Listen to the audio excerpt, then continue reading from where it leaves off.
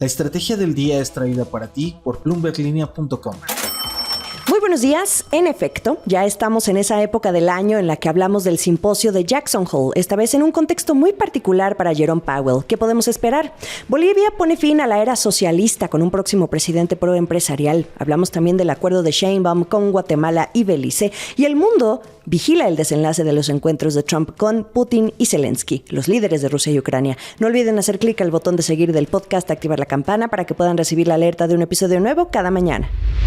¿De qué estamos hablando?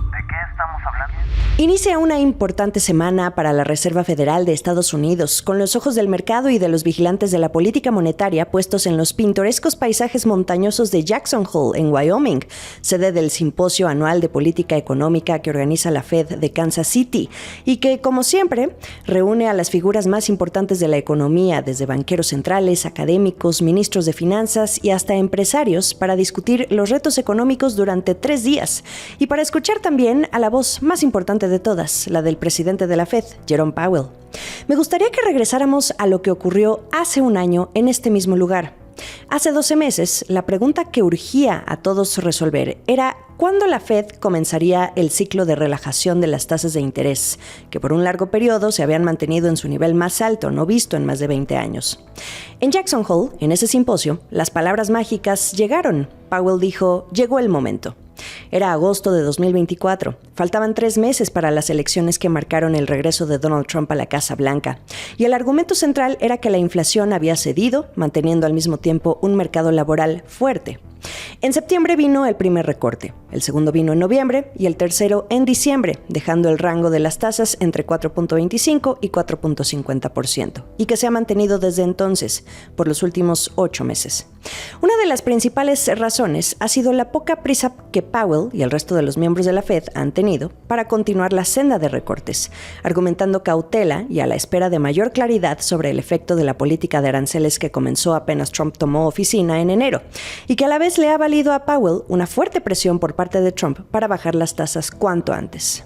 Es un periodo en el que Powell ha evitado también caer en las provocaciones del presidente, pero que le han valido amenazas constantes de despido y hasta de discusiones frente a la prensa, con todo y casco de protección incluido, como el intercambio que tuvieron en aquella visita a las obras de renovación de la sede del Banco Central.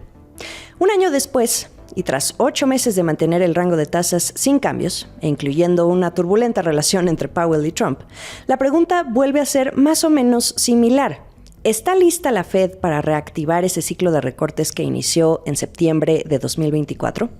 El simposio dura 3 días, del jueves 21 al sábado 23 de agosto. Pero el día clave es el viernes 22, cuando Powell sea el centro de atención con su discurso.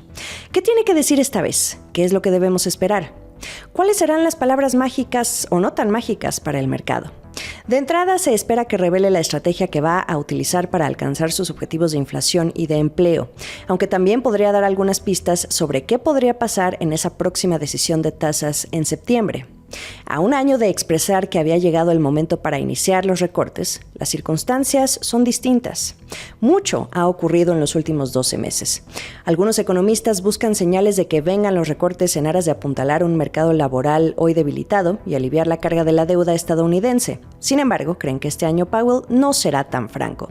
Además, casi con seguridad, se trata de su última participación, por no decir despedida, como presidente en funciones del Comité Federal de Mercado Abierto en este simposio de Jackson Hole. América Latina. Bolivia acudió a las urnas el domingo 17 de agosto para elegir a un nuevo presidente y aunque aún no se tiene el nombre de quien suceda a Luis Arce, ya hay una primera certeza. Los ciudadanos de Bolivia pusieron fin a la era socialista. Para ponernos en contexto, déjenme platicarles que es la primera vez en 20 años que el expresidente Evo Morales ni ninguno de sus sucesores afines a su proyecto aparecen en la boleta. En 2006, Evo Morales se convirtió en el primer presidente indígena de este país, convirtiéndose además en un ícono de los movimientos socialistas de todo el mundo. Su mandato inició con el pie derecho, al presidir en un momento en que se vivía un fuerte crecimiento económico y reducción de la pobreza, acompañado del auge del gas natural. Sin embargo, hacia 2015 su historia empezó a perder brillo cuando se desplomaron los precios de las exportaciones de gas natural, poniendo a la economía en camino hacia la crisis que la golpea hoy. Le sucedió Luis Arce, actual presidente de Bolivia, quien durante el periodo de Morales fue timón de la política económica de su gobierno como ministro de Economía y Finanzas Públicas, hasta que lo sucedió en la presidencia. Bajo el liderazgo de Morales y luego de Arce, Bolivia mantuvo vínculos estrechos además con Venezuela, Nicaragua, Rusia y China, pero a menudo mantuvo relaciones tensas con Estados Unidos. Para estas elecciones, Arce optó por no presentarse a un segundo mandato, por lo que ahora el futuro de la presidencia se define entre dos candidatos proempresariales, poniendo fin así a 2 décadas de gobierno socialista casi ininterrumpido y probablemente transformando tanto el modelo económico del país como sus relaciones con Washington. Hacia la noche del domingo, y con el 92% de los votos computados, el senador opositor Rodrigo Paz, de 57 años, lideraba con el 32% frente al 27% de su rival Jorge Quiroga, quien se desempeñó como presidente en 2001 y 2002, un personaje que ha prometido buscar inversión extranjera en la exploración de petróleo y gas y en la producción de litio. Recordemos que Bolivia tiene las reservas más grandes del mundo. Un tercer candidato y que figuraba como el favorito en las encuestas terminó quedando en tercer lugar. Se trata del empresario Samuel Doria Medina, quien reconoció su derrota. Hubo más candidatos en la contienda, pero nos vamos a quedar con los más importantes. Ahora, Rodrigo Paz y Jorge Quiroga, los punteros, van a definir la victoria en una segunda vuelta el próximo 19 de octubre. Y para el 8 de noviembre, Bolivia estará viendo jurar a quien resulte vencedor en las urnas. Bolivia celebró esta jornada electoral en medio de la escasez de combustible y alimentos y la inflación más alta que ha visto en 30 años, lo que provocó meses de agitación y el desplome del apoyo al partido de Evo Morales, el MAS. De acuerdo con un análisis de Bloomberg, es probable que estos resultados de la jornada electoral del domingo sean bien recibidos por los tenedores de bonos bolivianos en dólares, que se han disparado este año ante el optimismo de que un nuevo gobierno desbloqueará el crédito externo e implementará reformas económicas. Muy interesante el giro que está dando Bolivia al poner fin a la era socialista. Lo que debes saber del fin de semana. Siguiendo con los acontecimientos más relevantes en América Latina el fin de semana, se dio también el encuentro de la presidenta Claudia Sheinbaum con los presidentes de Guatemala y Belice. México anduvo muy cerca de sus vecinos del sur. Estos 3 países firmaron un acuerdo para establecer el corredor biocultural llamado Gran Selva Maya, una región que busca ser la segunda mayor reserva natural del continente por detrás de la Amazonia. El corredor considerará 27 áreas naturales de Guatemala, 12 de México y 11 de Belice, que en conjunto suman 5.7 millones de hectáreas. Además, se da a menos de 100 días de que se realice la cumbre climática COP30 en Brasil el próximo noviembre, para no desentonar. Esta alianza consideraría además ampliar el servicio del Tren Maya, esta megaobra del expresidente Andrés Manuel López Obrador que ha obligado a investigar las condiciones en las que se llevó a cabo el desarrollo del mismo, considerando algunos reportajes de medios locales especializados como Animal Político que han publicado investigaciones sobre lo que implicó la obra, como la tala de 7 millones de árboles. Como parte de este nuevo acuerdo, los gobiernos de México, Guatemala y Belice establecieron un mecanismo de cooperación regional que promete ir en contra de problemáticas comunes como la tala ilegal, el tráfico de especies, la expansión de infraestructura no autorizada, los incendios forestales, la cacería furtiva y la contaminación ambiental.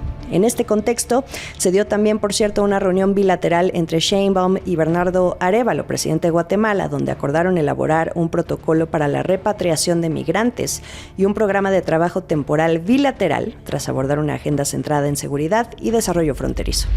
El último sorbo. El último sorbo, pero de un espresso triple. Puros encuentros el fin de semana y en los próximos días. Sin embargo, el más importante y a escala global es el que ocurra este lunes en Washington entre los presidentes Donald Trump y Volodymyr Zelensky, luego de que Trump el viernes pasado se reuniera con Vladimir Putin de Rusia en Alaska. Un encuentro que inició con una escena muy particular. Cada líder descendiendo de sus respectivos aviones, un apretón de manos visiblemente cálido en la pista, palmadas en el brazo y luego un sobrevuelo militar. Y luego Putin se metió en la limusina de Trump, conocida como La Bestia, dejándonos con ganas de saber qué platicaron en ese trayecto de menos de 10 minutos, donde no hubo asesores ni traductores a bordo. A solas, Trump y Putin, sin nadie alrededor que pudiera oírlos. De esas veces que uno desea ser una de las ventanas o los asientos para escuchar uno de los diálogos más poderosos entre los más poderosos. En fin, no quedó claro si su viaje juntos fue planeado o una improvisación de último momento en esa limusina. Pero ya en el lugar oficial del encuentro se encontraba una sala con paredes azules azules con banderas estadounidenses y rusas, con un texto al fondo que decía "Buscando la paz", así y en mayúsculas. Junto a Trump estaba un intérprete, luego el secretario de Estado Marco Rubio y el enviado estadounidense Steve Witkoff. Y del lado de Putin, su ministro de Asuntos Exteriores y el asesor de política exterior del Kremlin.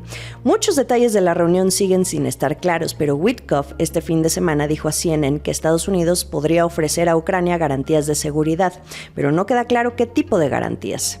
Y teniendo este contexto, el encuentro de hoy entre Trump y Zelensky es clave, además porque será la primera vez que se vean nuevamente en la Casa Blanca después de aquel desastroso encuentro frente a las cámaras en el que Trump le aplicó una emboscada verbal al líder de Ucrania. Bueno, segunda vez que se ven porque lo hicieron en un breve encuentro en el Vaticano tras la muerte del Papa Francisco, pero primera vez si consideramos que regresa a la Casa Blanca desde aquel bochornoso momento. Zelensky no va solo, se le van a unir los líderes europeos, ahora sí que en bolita, en una muestra de apoyo, mientras Zelensky decide si acepta o no la presión de Trump de acceder a un acuerdo de paz con Rusia, pero que implica ceder franjas de territorio.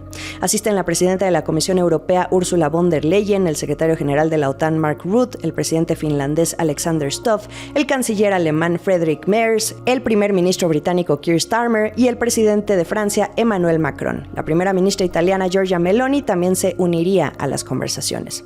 Lo que buscan desde Europa básicamente es tener fuertes garantías de seguridad para proteger a Ucrania, pero también al resto de los países europeos. Se viene buena la semana y yo les saludo con mucho gusto como cada lunes para iniciar juntos con lo mejor de la información económica y de negocios que está aquí en La Estrategia del Día. Estamos en Twitter como @laestrategiamx, en Instagram me encuentran como Jimena Business y en YouTube los episodios completos en video. Esta fue La Estrategia del Día, escrito y narrado por Jimena Tolama, producido por Arturo Luna y Daniel Hernández. Que tengas un día muy productivo.